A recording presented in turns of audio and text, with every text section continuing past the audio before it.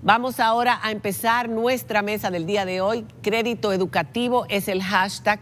Atención a la familia dominicana. Vamos a ver de qué se trata esta ley. Ahí está León.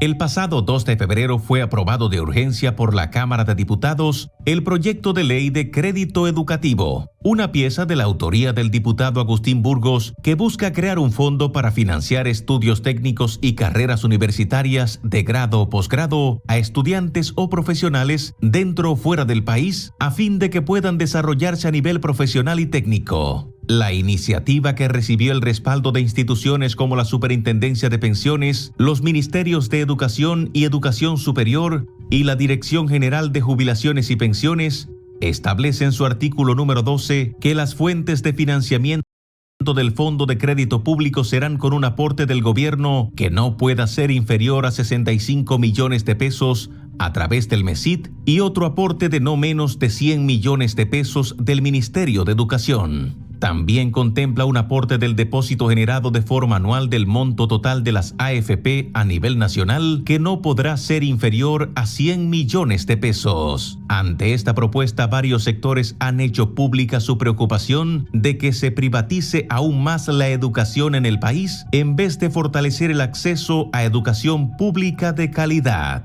Además, advierten que con esta ley existe la posibilidad de que las universidades incrementen sus precios y se convierta en un modelo de endeudamiento insostenible para la juventud. Esta noche en la mesa, analizamos junto a las autoridades y expertos en el área las implicaciones de esta pieza para los jóvenes dominicanos y para el sistema educativo. ¿Qué oportunidades ofrece esta iniciativa? ¿Sería realmente una vía para el endeudamiento? ¿Y qué papel juegan las administradoras de fondos de pensiones?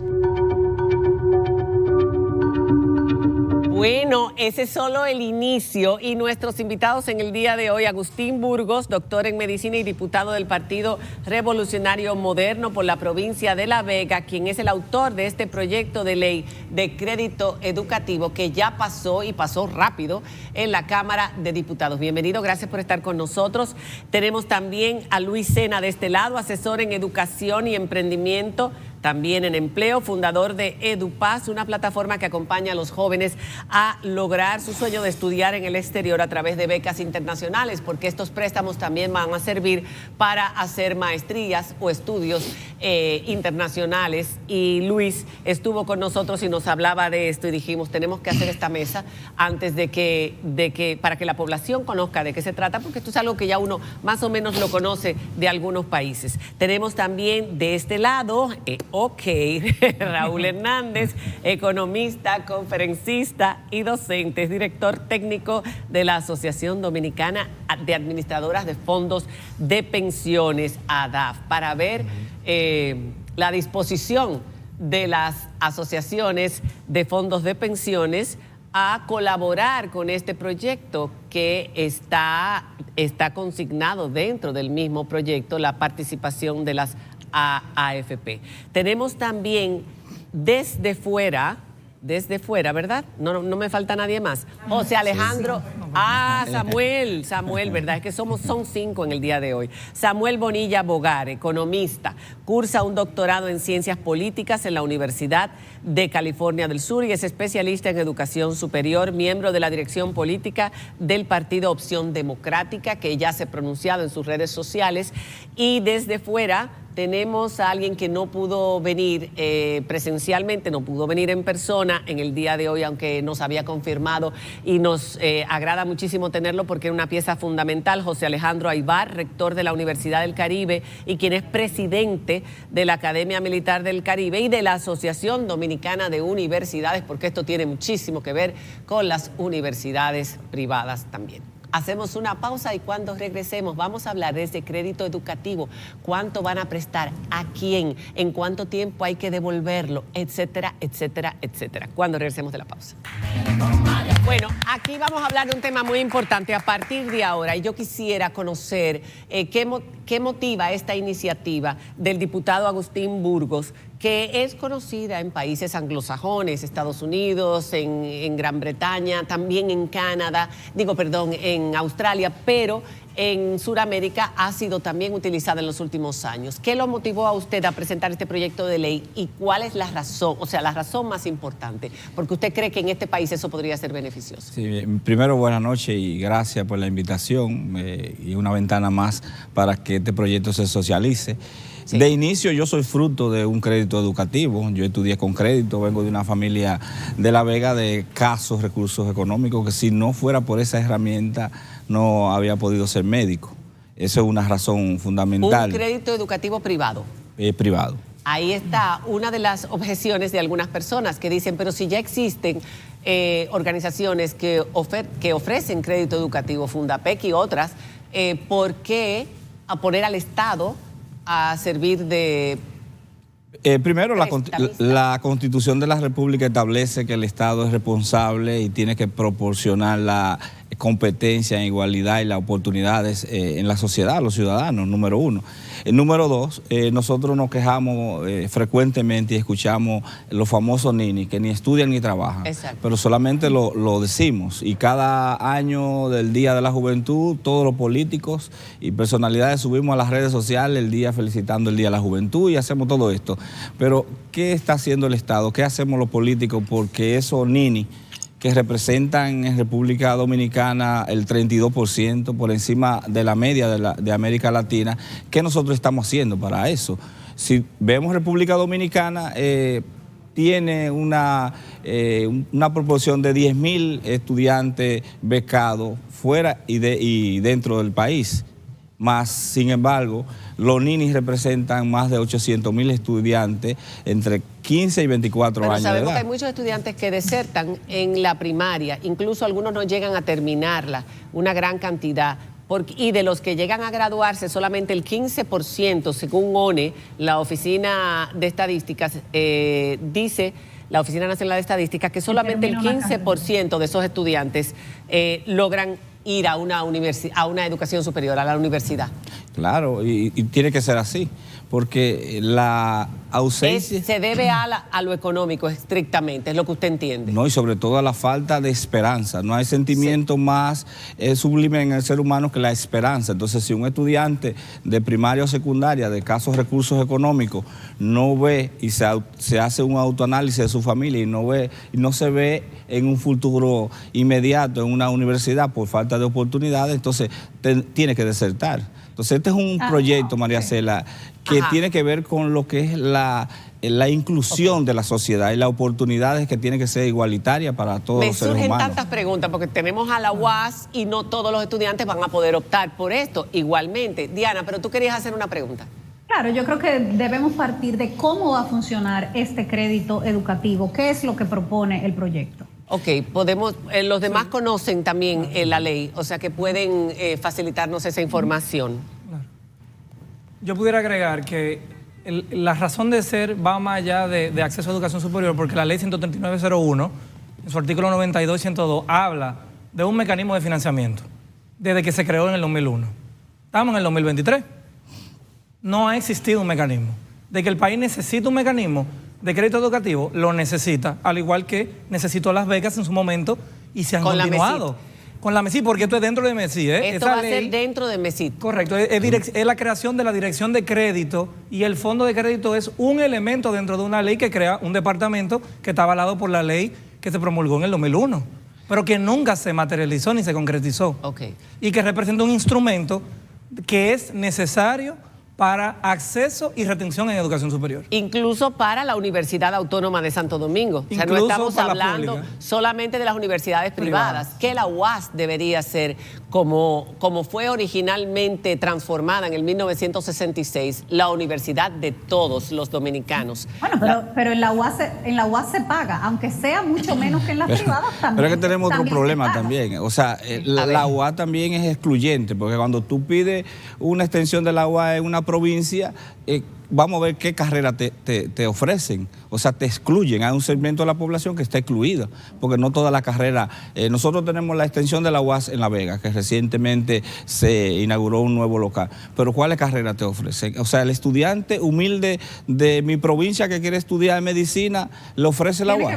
Tiene que venir a la capital. Tiene No que se venir a la ofrece capital. la UAS. ¿Puede ir a Yucatesi?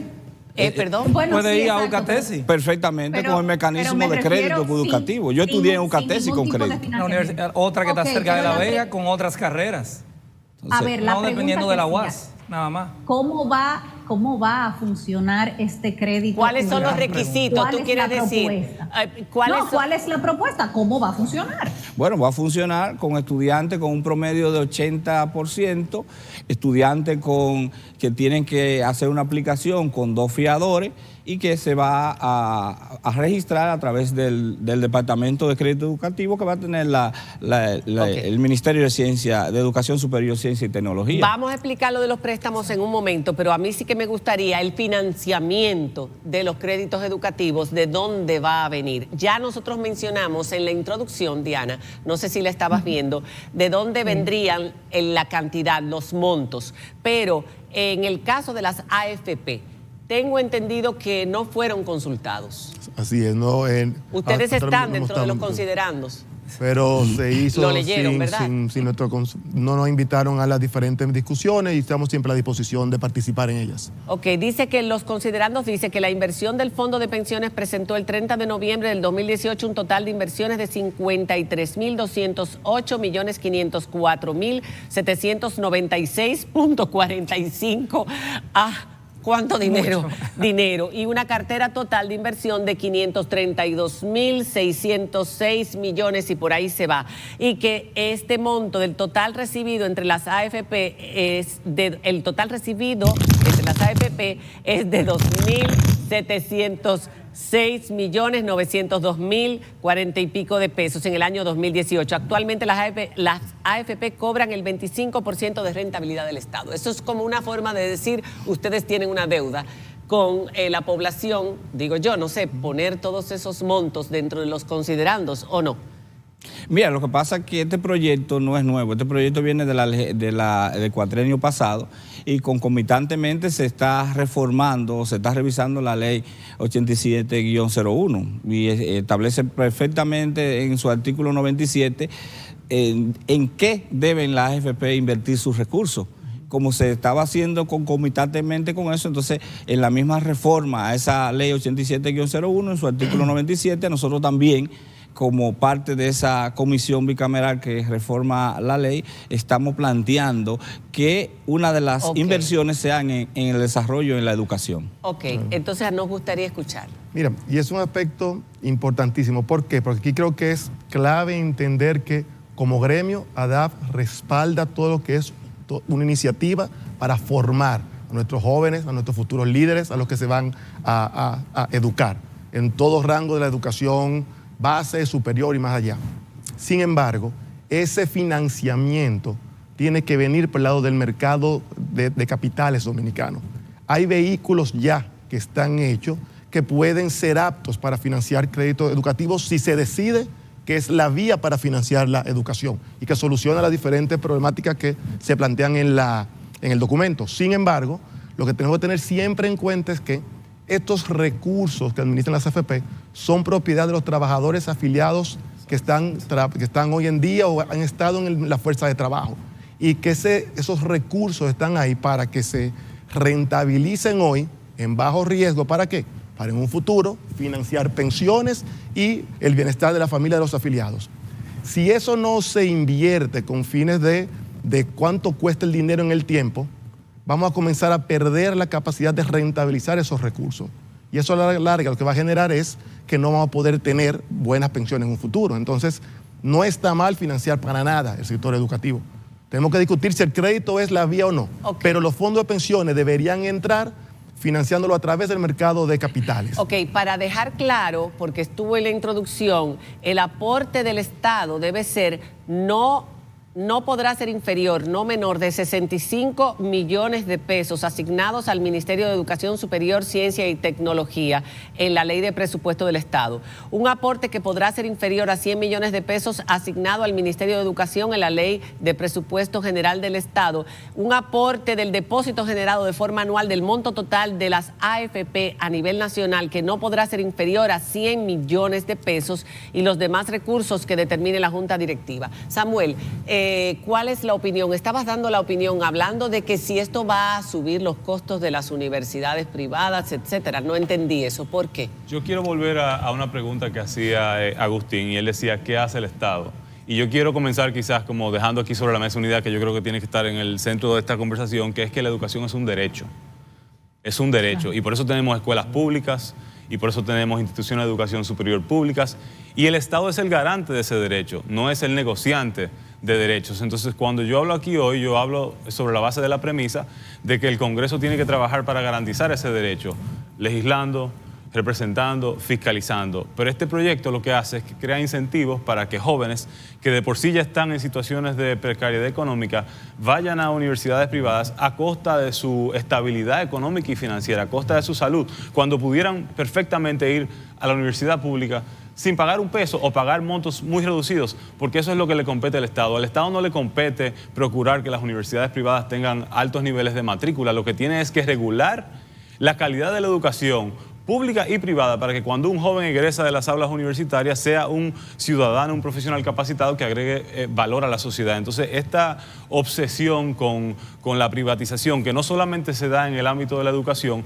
lo que hace es que convierte la discusión de la educación en una discusión sobre el dinero, en lugar de nosotros estar conversando sobre cómo vamos a elevar la calidad de los contenidos curriculares, cómo vamos a elevar la calidad de los procesos pedagógicos en el aula, cómo vamos a elevar la calidad de la gestión del ente regulador, porque el ente regulador no tiene control de todas las instituciones que están en el territorio. Entonces yo quiero saber a quién representa este proyecto de ley y cuál es el esfuerzo de fiscalización de los fondos que se aportan a la universidad pública para que la UAS pueda cumplir con su promesa de formar los cerebros que este país necesita para ser mejor, para garantizar calidad de vida para todos los dominicanos. Y entonces, hablando del financiamiento, una de las cosas que me preocupa es que parte de los fondos no solamente vienen del Ministerio de Educación Superior, que está bien si yo estuviera de acuerdo con el proyecto, pero vienen del Ministerio de Educación.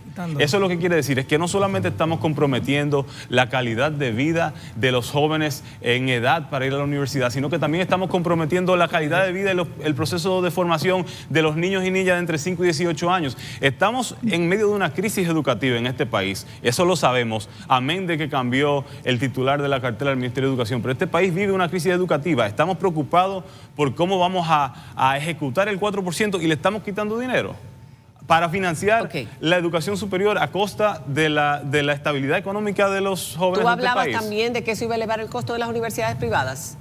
Bueno, no, yo no sé qué van a hacer las universidades privadas, pero si las universidades privadas decidieran elevar sus costos, entonces eso evidentemente hace más difícil que un joven pueda saldar su deuda. Yo quiero escuchar, vamos a hablar de cuáles serían los plazos del préstamo, etcétera, y cómo serían los desembolsos, pero a mí me gustaría escuchar al canciller de la Universidad del Caribe, que fue ascendido este fin de semana de rector a canciller, enhorabuena, y quien es además, como lo presenté al principio, el presidente de la Asociación Dominicana de Universidades. ¿Qué piensan ustedes de este proyecto de ley?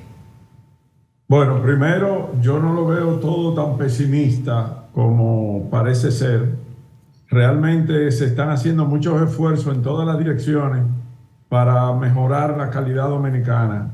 Vemos como nunca antes un presidente que está enfocado en llevar la UAS al país entero, lo que le va a dar oportunidades a los dominicanos de bajos recursos a que se puedan preparar, pero no solamente la UAS, ahora recientemente en el fin de semana también el ITRA, para formar en tecnología, programadores, etcétera, que hay una alta demanda para empleos para ese sector. Yo felicito al diputado que tuvo esta iniciativa de facilitar con crédito educativo a los jóvenes que no tienen los recursos para pagar las universidades. Y si pensamos en la cantidad de becas que se están dando, actualmente se dan 10.000 becas al año. Ese es un costo que asume el Estado, que lo da y el estudiante recibe la beca y punto. Si es un préstamo, le da la oportunidad de que ese dinero retorne y que pueda beneficiar a otra persona. Entonces, no veo por qué hay que preocuparse tanto de lo que es el monto del financiamiento cuando ya tenemos 10.000 becas anuales. Y gracias a Dios, en esta gestión, las becas incluso van a todos los sectores, no a sectores partidistas o amigos de los funcionarios como se daban en situaciones pasadas. Okay. Pero lo más importante en todo esto es saber que ya hay un trabajo que se viene haciendo desde hace más o menos un año y medio. Incluso el día 13 de septiembre del 2021, el presidente hizo un lanzamiento oficial donde el Banco de Reserva iba a asumir el financiamiento a una tasa cómoda para que puedan estudiar las personas de bajos recursos, porque como bien dice usted, está la Fundación de Crédito Educativo, pero la tasa de interés que tiene la Fundación de Crédito Educativo quizás es muy alta para las personas de bajos recursos. Entonces, lo que pienso que haría falta es un poco de socializar esta propuesta, este proyecto de ley, para que las partes que se incluyen ahí puedan, digamos, aportar ideas que puedan enriquecer el documento y que entonces cuando ya esté debidamente socializado, pues someterlo al Senado para aprobación. Ok, vamos a... A mí me surge una pregunta que la puedo dejar en el aire, María Cela, antes de la pausa, y es, ¿cómo se va a determinar quiénes pueden y quiénes no pagarse sus estudios? Ok, podemos responderla, me dicen que podemos continuar. Sí, mira, resulta que ese va a ser uno de los talones de Aquiles del programa, porque el proyecto de ley no entra, Diana, en los detalles de cómo va a funcionar. Todavía. Ni en toda la operatividad, porque son reglamentos según el artículo. Ahora bien, en los 55 años que tiene la entidad, Fundapec, que mencionaba el canciller, que son los que tienen la experiencia de bregar en el día a día con el estudiante y que tuve el privilegio de colaborar con ellos para entender cómo es el comportamiento del proceso de repago, sí, que es donde más incidencia tiene para las AFP, porque ese dinero, como él dijo, de los trabajadores, o sea, hay un riesgo inherente a la operación de crédito educativo. ¿Y cuál es el tiempo del préstamo? ¿Cuál es el tiempo del préstamo? El préstamo está establecido en el proyecto que no puede ser mayor que el tiempo que dura la carrera.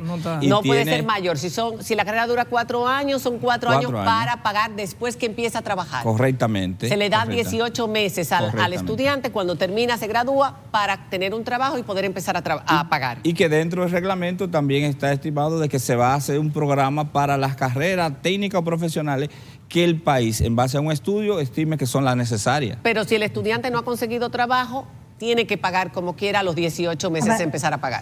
Correcto. Y ahí es donde... Luis, que termine de responder, Luis, el tema de estoy cómo hablando con él de eso. Sí, exactamente. Sí. Entonces, en la parte operativa, la experiencia de 55 años, trabajando con más de 250.000 jóvenes dominicanos, principalmente en los estratos de las universidades públicas y no privadas, porque la cartera de esa entidad trabaja más con universidades públicas, evidencia que hay serios temas en la recuperación del crédito. ¿Por qué? Por los temas estructurales del empleo y el mercado laboral dominicano y los salarios bajos. Están atados.